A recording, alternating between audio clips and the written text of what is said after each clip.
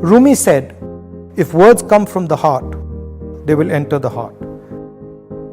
Last year, I spent 145 days walking across the land I call home. I started at the edge of the sea and walked through heat, dust and rain until I reached the soft snow of my beloved Kashmir.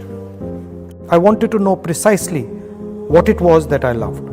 Was it this land? Was it a people? Was it a set of ideas? Almost immediately after I began walking, my knee started to pain. Like a hungry wolf, it would follow me everywhere I went, waiting for me to stop.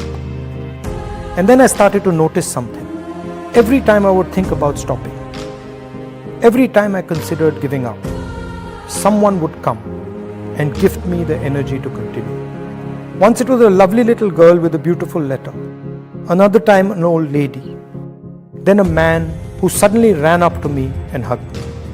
It was as if a silent energy kept helping me. There was always a din in the space where we were, with loud slogans, clicking cameras, and people pushing and shoving.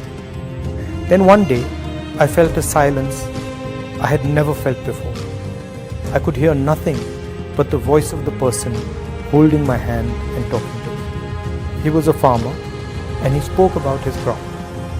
He was crying as he showed me the strands of rotten cotton. There was nothing I could say, so I stopped walking and hugged him. It happened with children, with mothers, with students.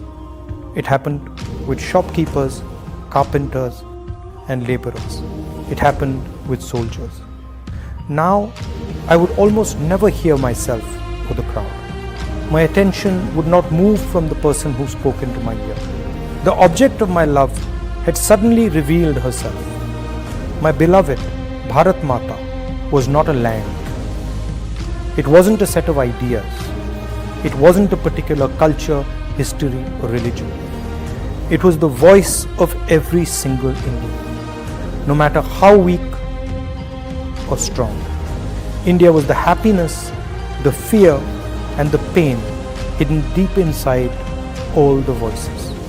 To hear India, my own voice, my desires, my ambitions had to fall silent. India would speak to one of her own, but only if one was humble and completely silent. How simple it had turned out to be. I had been looking in the river for that which could only be found in the sea.